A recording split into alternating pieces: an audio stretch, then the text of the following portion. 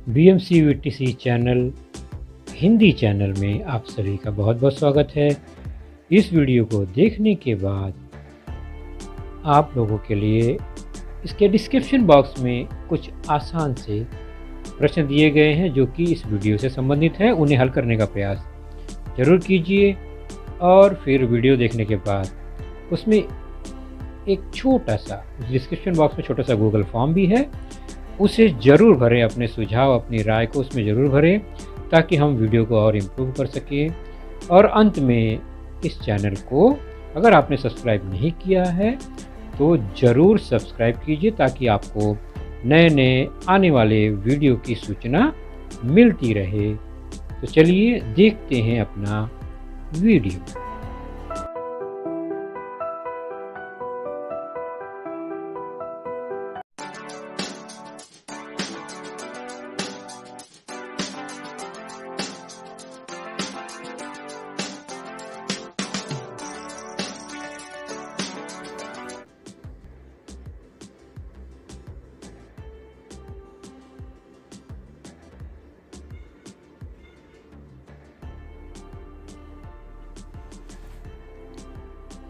तो आज की कक्षा बच्चों 8वीं और विषय हमारा गणित विषय में हमारा आज का जो पाठ है वह है आपके पाठ्य पुस्तक से lesson number 9 discount and commission, जिसका पहला भाग तो हो चुका है। आज हम देखेंगे उसका भाग दूसरा पार्ट 2 छूट और कमीशन भाग 2।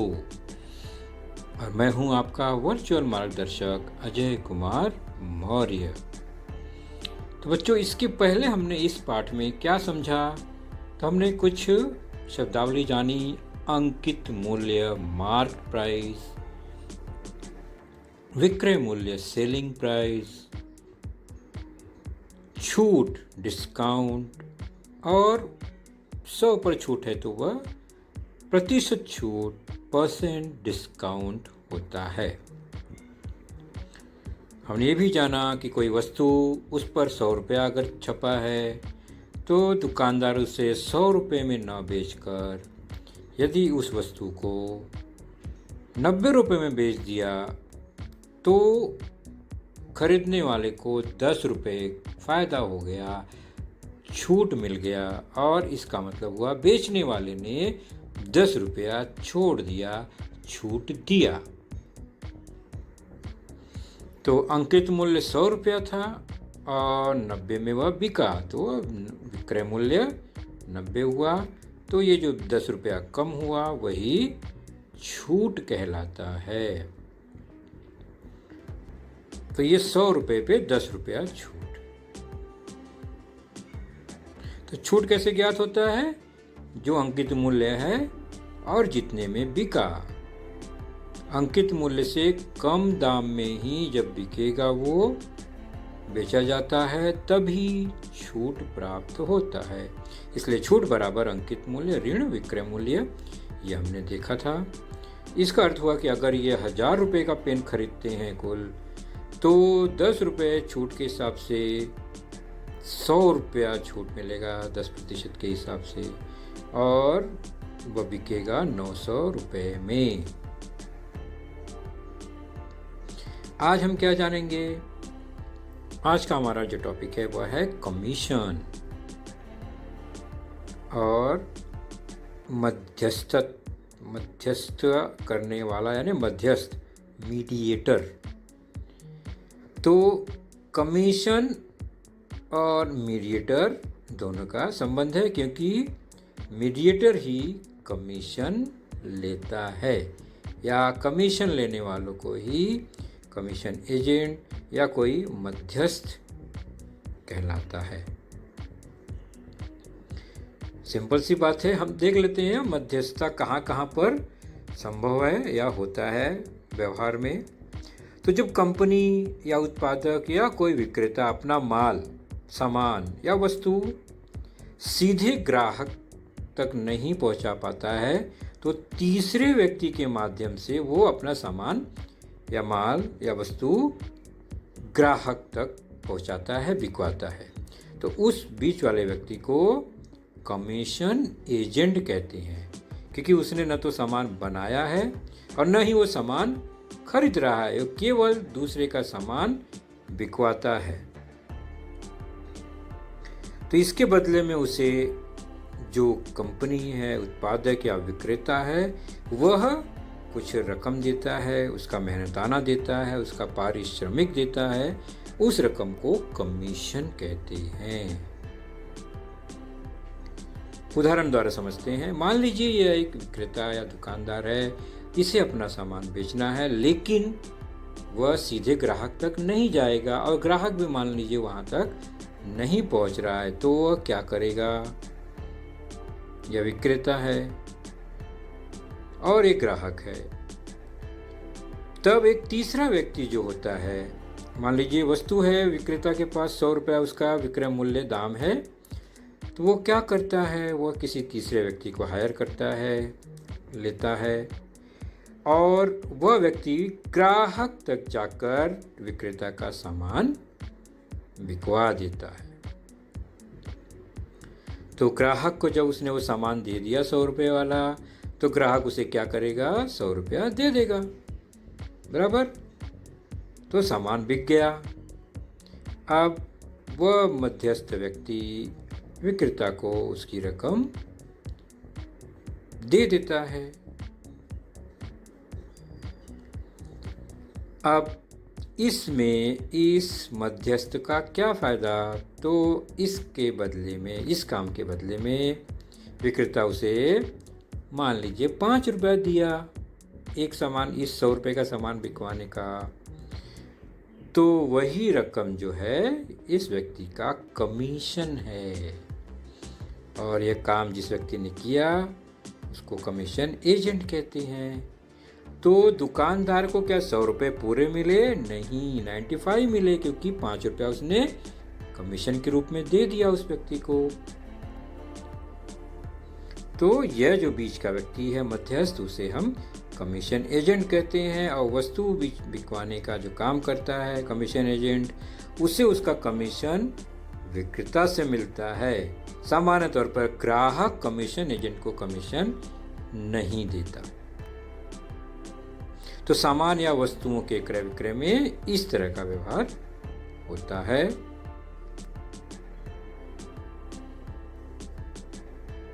आगे है, जब कंपनी या मालिक अपनी, अब यहाँ वस्तु छोटे छोटे सामान नहीं है, जमीन है, घर, पशु पक्षी, इनको अगर बेचना है, कोई मालिक है, तो क्या ये घर घर जाकर अपना सामान बेच सकते हैं? नहीं। या इसके ग्राहक बहुत आसानी से मिल जाते हैं? वह भी नहीं। तो यह काम करने वाला जो तीसरा व्यक्ति है, उस व्यक्ति को कमीशन एजेंट या सामान्य भाषा में मध्यस्थ या दलाल कहते हैं। तो दलाल जो है घर, जमीन, पशु पक्षी इत्यादि को बिकवाने का कार्य करता है, और इसके बदले में उसे जो रकम मिलेगा उस रकम को दलाली कहते हैं। और सामान्य तौर पर ये जो व्यवहार होता है घर, जमीन, जायदाद, पशु पक्षी का, उसमें जो कमीशन या दलाली मिलती है वह खरीदने वाला और बेचने वाला दोनों देता है। अगर पहले से कोई तय नहीं है कुछ, तो ये एक सामान्य व्यवहार होता है। दलाली दोनों पार्टी, दोनों ओर से मिलता है। व्यवहार में अगर लिखा गया है कि एक ही पार्टी देगी तो एक ही जन देंगे, लेकिन अगर दोनों जन को देना है तो दोनों ओर से समान रूप में दलाली मिलेगी। बेचने वाला भी देगा, खरीदने वाला भी देगा। ठीक उसी प्रकार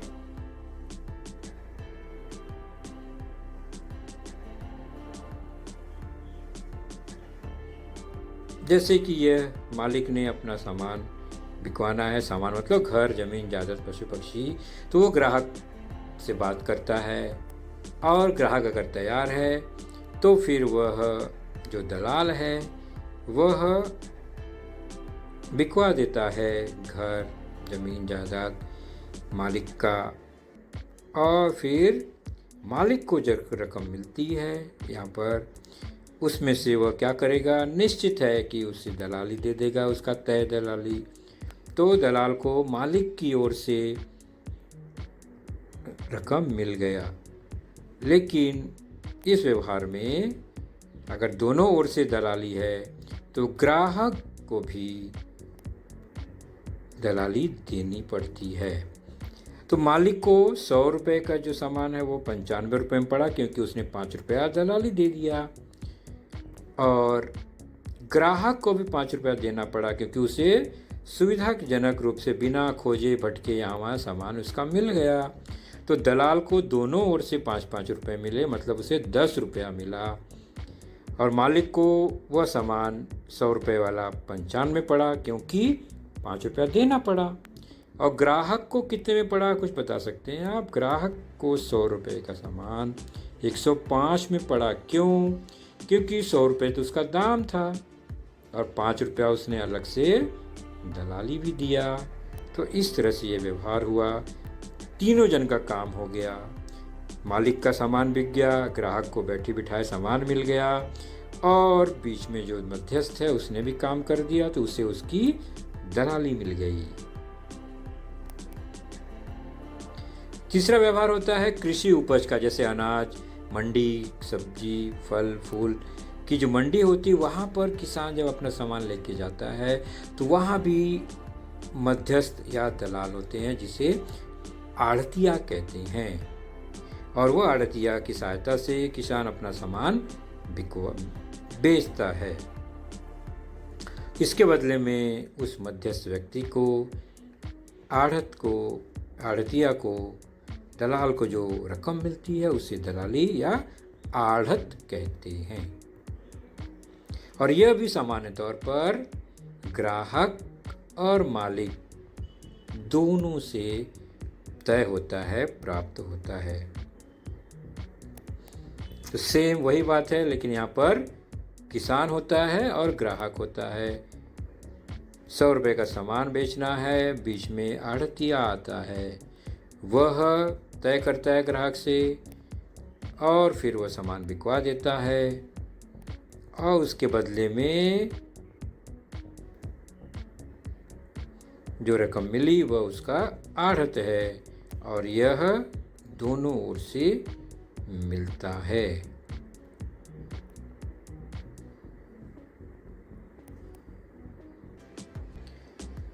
तो ये कुछ व्यवहारिक प्रश्न उदाहरण है हमारे दैनिक जीवन में सामान की खरीदी बिक्री का, जिसमें कई तरह के अलग अलग व्यवहार होते हैं, जहाँ पर छूट मिलता है, कहीं कमीशन देनी पड़ती है, कहीं दलाली देनी पड़ती है, कहीं आढ़त भरना पड़ता है। तो इन सब प्रश्नों में कुछ बातें ध्यान देने वाली हैं। पहला कि सामान्य तौर पर दलाली, आढ़त या कमीशन की रकम प्रतिशत में तय होती है। 1%, 2%, 3%, यानी 100 पर कुछ रकम तय होती है, उसके फिर गुणज में बाकी जितने भी रकम होगी वो 100% के हिसाब से ही 100 पर निकाला जाता है। दलाली, आढ़त या कमीशन विक्रय मूल्य पर तय होता है, यानी उसका जो भाव है, विक्रय मूल्य है, जितने में मालिक उसे बेचता है उस पर ही तय होगा। फिर जितना दलाली या कमीशन होगी वह बेचने वाले में से माइनस हो जाता है, कम हो जाता है, और खरीदने वाले में वो बढ़ जाता है, क्योंकि उसे वह एक्स्ट्रा देना पड़ता है, जहाँ पर दोनों ओर से देने की बात आती है। और इसे ज्ञात करने के लिए सिंपल सा सूत्र प्रयोग में लाते हैं, बहुत आसान है। कमीशन की रकम अगर ज्ञात करनी है तो विक्रय मूल्य गुणे 10% दर कर देते हैं, तो कमीशन की रकम निकल आती है। उदाहरण के तौर पर इस सूत्र को और सरल करेंगे तो विक्रय मूल्य गुणे दर हल करने के लिए बटे 100 करना पड़ता है। तो यह एक सामान्य सूत्र है। इसको और सरल कर देंगे तो विक्रय मूल्य और दर एक साथ हैं बटे 100। तो इस सूत्र से कमीशन या दलाली की रकम प्राप्त हो जाती है। उदाहरण द्वारा अगर समझे तो मान लीजिए कि कोई वस्तु 500 रुपये में बिका और तय कमीशन था 5%। इसका मतलब कमीशन कितना मिलेगा? तो कमीशन बराबर सूत्र है विक्रय मूल्य गुणे दर बटे 100। और विक्रय मूल्य है 500 रुपये में बिका, दर है 5%, तो 5 आ गया बटा 100। सरल करेंगे, इसको हल करेंगे तो हो जाएगा 5 गुणे 5, मतलब 500 रुपये पर उसे 25 रुपये कमीशन मिला। तो इस तरह से यह कमीशन की रकम प्राप्त होती है। बहुत सरल है, विक्रय मूल्य गुणे जो भी कमीशन की दर है बटे 100। अलग अलग तरीके से हम इसे लिखते हैं। हल करने का तरीका वही है। हम उदाहरण देखते हैं। प्रश्न संग्रह 9.2 पेज नंबर 57 पर यह उदाहरण है आपके पाठ्य पुस्तक में। ध्यान से देखेंगे पुस्तक में भी। जॉन ने एक प्रकाशक की 4,500 रुपये की पुस्तक बेची। जॉन ने 4,500 रुपये की पुस्तकें बिकवा दी एक प्रकाशक की। इसके लिए उसे 15% कमीशन प्राप्त हुआ, यानी 15% 100 पर 15 रुपये के हिसाब से उसे कमीशन मिला। तो जॉन को कितना कमीशन मिला होगा? और ज्ञात करने के लिए निम्नलिखित चौखट भरिए। ये प्रश्न है किताब का, तो चौखट बना हुआ है। पुस्तकों का विक्रय मूल्य कितना है, चौखट में भरना है। फिर कमीशन की दर कितनी है, वो चौखट में भरना है। उसके बाद सूत्र द्वारा हमें प्राप्त कमीशन को निकालना है। तो पुस्तकों का विक्रय मूल्य प्रश्न पढ़ने पे हमें पता चल रहा है कि 4,500 रुपये का यह पुस्तक था। दर कितनी थी? 15%। तो दर 15% है। और कमीशन पे कितना हो गया? तो दर बटे 100 गुणे विक्रय मूल्य, या विक्रय मूल्य गुणे दर बटे 100। तो यहाँ पर पहले दर बटे 100 लिखा है, बाद में विक्रय मूल्य से गुणा किया है, कोई फर्क नहीं पड़ता। सरल कर देंगे तो कट जाएगा, बचेगा 15 गुणे 45। 15 गुणे 45 गुणा कर लेंगे आप, तो आपको रकम प्राप्त होगी 675। अर्थात कमीशन कितना हुआ? 675 रुपये। 4,500 रुपये की पुस्तक बेचने पर जॉन को 675 रुपये कमीशन प्राप्त हुआ।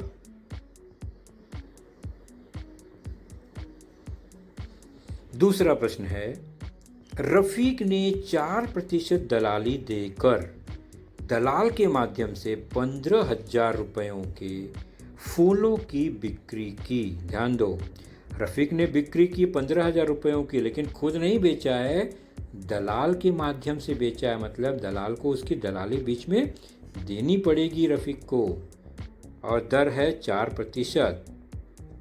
तो हमें दलाली ज्ञात करना है और रफीक को कितना रकम मिलेगा फूल को बेचने से। दिख तो रहा है कि 15,000 रुपये का उन्होंने फूल बेचा, लेकिन उनके हाथ में उन्हें कितना मिला ये हमें बताना है। तो दर है 4% दलाली, जो कि प्रश्न में लिखा है, और कुल रकम बिक्री है वह है 15,000 रुपये। तो हल करते समय जानकारी को लिख लेते हैं। दलाली की दर 4% है और फूलों का विक्रय मूल्य कुल है 15,000 रुपये। और दलाली कितनी होगी? सूत्र क्या कहता है? विक्रय मूल्य गुणे दर दलाली की बटे 100। ये हमेशा लगेगा। विक्रय मूल्य दिया है प्रश्न में 15,000 रुपये, और दर कितनी तय है दलाली की? 4% बटा 100। सरल करेंगे, 100 से 2 जीरो कट गया, 150 बचा, गुणा 4 है ऊपर, तो 150 गुणे 4 गुणा करने पे आया 600। इसका मतलब फूलों की बिक्री में दलाली देनी पड़ी रफीक को 600 रुपये। मतलब 15,000 रुपये का फूल बेचने पर 600 रुपया दलाल को देना पड़ा। तो रफीक को कितनी रकम मिलेगी? तो रफीक को उस 15,000 रुपये में से 600 रुपये दलाल को देने के बाद कितना बचेगा? घटा देंगे, 14,600 रुपये प्राप्त हुआ रफीक को। और दलाली कितनी देनी पड़ी? 600 रुपये ऊपर हमने ज्ञात किया।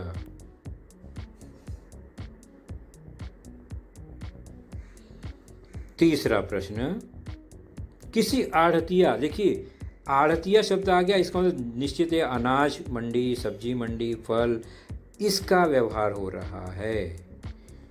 तो किसी आढ़तिया द्वारा किसान ने 9,200 रुपये का माल बेचा, किसान ने माल बेचा 9,200 रुपये का आढ़तिया के माध्यम से। इसका मतलब किसान को पूरा रकम नहीं मिलेगा, कुछ न कुछ आढ़त जो है वो देना पड़ेगा।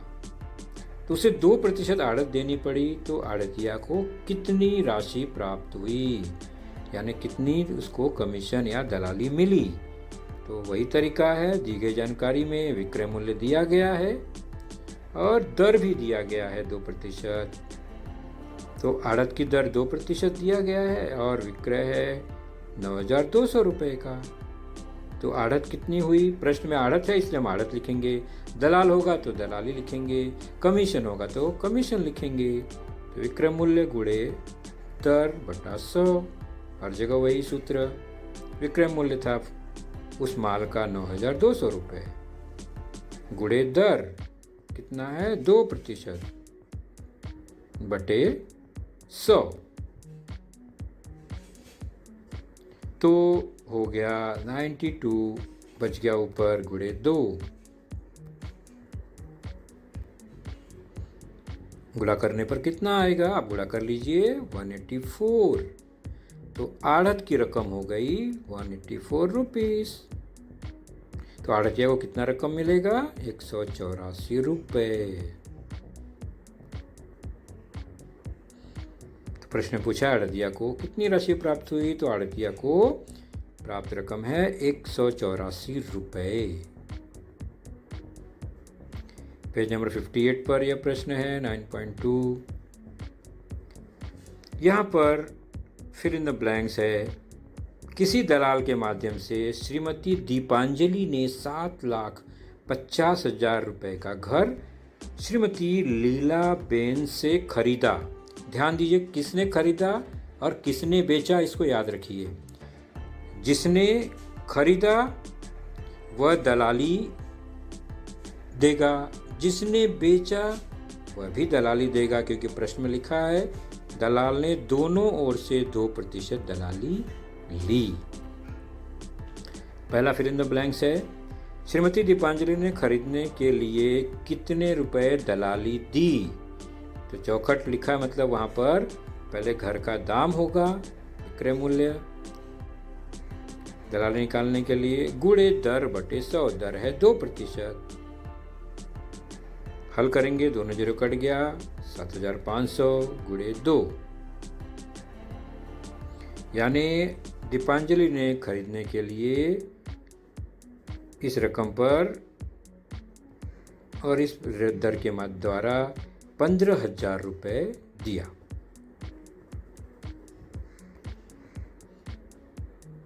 और लीलाबेन ने मकान बिक्री के लिए कितने रुपए दलाली दी, तो जितना रकम दलाली ली उतना ही रकम दलाली दी, दोनों की तरफ से वही रेट होगा। तो लीलाबेन जो है उन्होंने भी 15,000 रुपये दलाली दी, दोनों जन ने 15,000 रुपये दलाली दी। आगे है दलाल को इस व्यवहार में कितने रकम मिले कुल, तो दोनों तरफ से मिले उसे 15,000 एक तरफ से यानी दीपांजलि से और 15,000 लीलाबेन से, कुल मिलाकर उसे कितनी रकम मिली आप बता सकते हैं ना, वो चौखट में भर दीजिए। चौथा प्रश्न इसी में कि दीपांजलि को वह मकान कितने रुपए में मिला वास्तव में। अब दीपांजलि को मकान कितने में मिला, क्या 7.5 लाख रुपए में ही मिला, नहीं, क्योंकि उन्होंने 15,000 रुपये दलाली भी दी है। तो 7.5 लाख रुपया उस घर का दाम है और 15,000 रुपये दलाल को भी दिया उन्होंने। तो कुल मिलाकर कितना हो गया आप जोड़ लीजिए और चौखट में भर दीजिए। तो दीपांजलि को 15,000 ज़्यादा रकम देना पड़ा दाम से। उसी प्रकार लीलाबेन ने बेचा है, तो बेचने पर क्या उन्हें पूरा 7.5 लाख रुपए मिलेगा, नहीं, क्योंकि उन्होंने जो 7.5 लाख रुपए मिले उसमें से 15,000 तो दलाली दे दी, तो घटा दिया हमने।